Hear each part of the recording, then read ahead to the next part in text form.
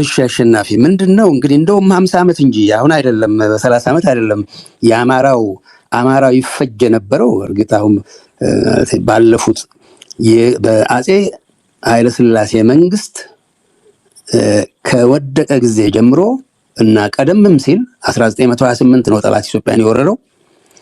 በዚያም ጊዜ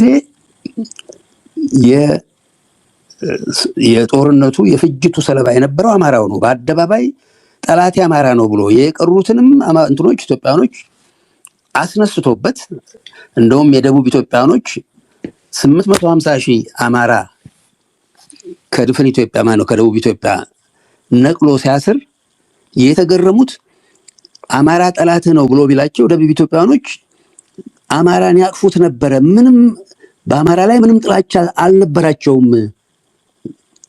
እንዲጠሉት ብንሞክርም አልቻልንም ብለው ነው እንትን ያሉት እና 850,000 አማራ ነው ከድፍን ኢትዮጵያ ከቀረው ኢትዮጵያ ከደቡብና ከምስራቅ ኢትዮጵያ ተሰብስቦ በጠላት ይታሰር የነበረውና የታሰረው እና ዛሬ አይደለም ማለት ነው። ባለፉት 90 ዘመናት ባለፉት ልክ 90 ዘመናት ከዛሬ 1928 እስከ ዛሬ ድረስ 90 ዓመቱ ነው።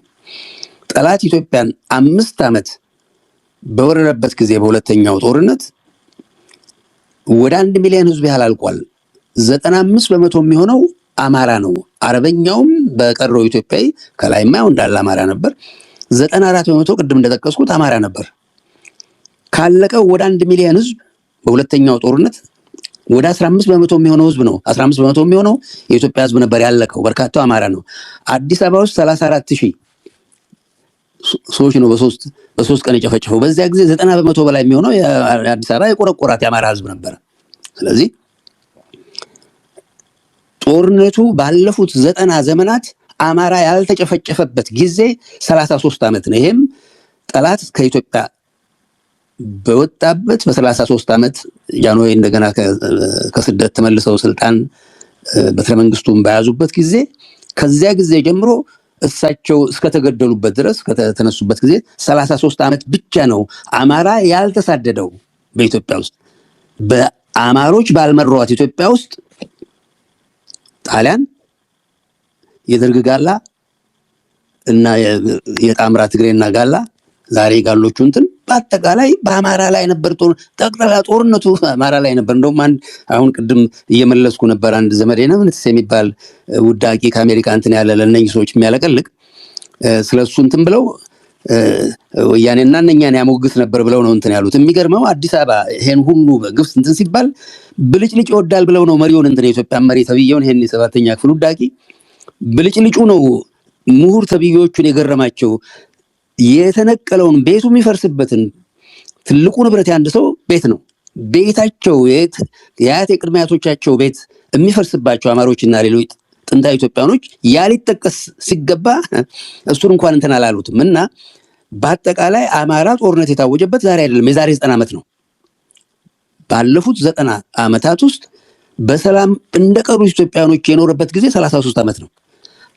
አማራ ከስልጣን ላይ በተገለለበት ጊዜ ሁሉ አማራ ሲያልቅ ነበር። ስለዚህም ነው ፋኖ ስልጣን መያዝ አለበት አማራ አይደለም ፋኖ ምርጡ አማራ ስልጣን መያዝ ያለበት ምለው ህልውና የአማራም ሆነ የቀረው ኢትዮጵያ ህልውና ሊረጋገጥ የሚችለው አማራ ስልጣን ሲይዝ ብቻ ነው። እና ይህ የሆነበት ያው ግልጽ ነው። ባለፉት 30 ደርጊያን ነበር 17 ዓመት በአደባባይ አማራን ባይል ብረት እንዲፈታ ተደርጎ በነቂስ አማራው ብረት እንዲፈታ ሲደረግ በጠላትም ጊዜ የተሞከረ ጉዳይ ነው። አማራው በአሁኑ ጊዜ በደርግ ጊዜ ብረት ፍታ ሲባል ወገኖቼ ናቸው የገዛ ልጆቼ ናቸው የሃፓም የኢሶን ምንትስ የሚባሉት ከበርካታ አማራም የወጡ ስለነበሩ ይሄን ይገጥመኛል ብሎ ባላሰበበት ጊዜ አማራው ብረት እንዲፈታ ተደረገ። ብረት ከተፈታ በኋላ መሬቱን ተቀማ። እኔ በተወለድኩበት አካባቢን የባገሩ ወጥቻለሁ። በዚያ ጊዜ በዚያ እግዚአብሔር ተፍቶኛል። በተወለድኩባት ከተማ ትንሽ ፈንጠር ብሎ በደሳ የሚባል 16 ነፍስ ያላቸው አማሮች ተገደሉ። ጎበዝ አማራ ገበሬም ሆነ ነጋዴ በአማርነቱ ነበር ይጨፈጨፍ የነበረው። በተወለድኩባት ከተማ አባብሩ የሚባሉ እቺ ማዛ የሚሏት አንድ ምንድነው አንድ ቴሌቪዥን ምንድነው ሬዲዮ አዲስ አበባ ያለ ሸገር የሚባል የሱ ባለቤት የሆነችው መዓዛ ብሩ ትባላለች። የሱ አባት አባባ ብሩ ይባላሉ። እኚህ ሰውዬ መብራት በከተማችን የተከሉ ናቸው። ጀነሬተር ወፍጮ ያቆሙ ናቸው። አንድ ዚታው መኪና አላቸው። ዚታው የሚባል ከባድ መኪና አንድ ፔዦ ናት ያለቻቸው። የእሳቸውን 100 ጊዜ ያህል ንብረት የነበረው ሶማሌ መሐመድ አሊ ሁሴን የሚባል በትንሹ 100 መኪና ትልቅ መኪና ያለው ጠጠር ሳይወረወርበት በአማርነታቸው ተሰድበው በብስጭት ነው የሞቱት አባባ ብሩ። እንግዲህ አንድ ቤት ያለቻቸው እሳቸው እንደ ኃጢአት ተቆጥሮ በአማርነታቸው ወፍጮ ለከተማው እንትን ያደረጉ መብራት ለከተማው እንትን ያቆሙ ሰው ሐውልት የሚገባቸው ሰው ይህን የተደረገው በአማራው። ስለዚህ ጦርነቱ በጋድ እንትን የተባለው የአማራ ልሂቃን ከተገደሉት 83 መንግስቱ ከገደላቸው 83 አንድ ጋላ የለም። ማንትስ ገመዳ የሚባለው ሰውዬ ሐረርጌ ያደገ እንደ አማራ የሚያዩት እንትን ነው። የጋላ ሚኒስቴሮች ጀነራሎች ጠጠር ሳይወረወርባቸው በብስክሌት ከሀገር ሀገር እየሄዱ የኢትዮጵያ አርበኛ የነበሩ ፈረንሳይ እንግሊዝ ይደክሙ የነበሩ ማናቸው ዶክተር አክሊሉ እንትን የተገደሉት ዛሬ ኦሮሞ በሚባሉት ጋሎች መንግስቱ ኃይለማርያም፣ መንግስቱ ገመቹ፣ ተካት ሁሉ፣ ደበላ ዲንሳ እነኚህ ነበሩ የአማራን ልሂቃን አማራ፣ ትግሬ፣ ኤርትራ፣ ጉራጌ እንትን የገደሉት 83 እንትን ያሉት በ1967 በአማራ ላይ ጦርነቱ የታወጀው ያኔ ነበር በጋድ። ደርግም ውስጥ የነበሩ አማሮች አሉ ተባባሪዎች ናቸው ባይነኝ እኔ።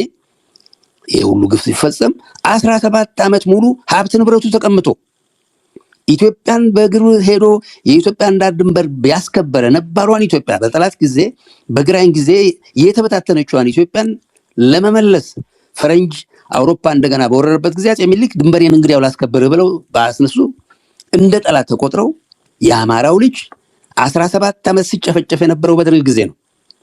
ከዛ የጋላና የትግሬ ጣምራ መንግስት ለ27 ዓመት ብቻቸውን ደግሞ አላንዳች ከልካይ ይኸው 8 ዓመት አማራን ጨፈጨፉ። ስለዚህ ባለፉት 51 ዓመታት ያላሰለሰ እንትን ነው ጦርነቱ በአማራ ላይ በጋድ የተጀመረው በጠላት ጊዜ ነው። በሁለተኛ የጠላት ጊዜ ነው በ1928 90 ዓመቱ ነው ዛሬ ይሄ ሆነው እና ባጭሩ ሳልመለስላችሁ ቀርቧል መሰለኝ።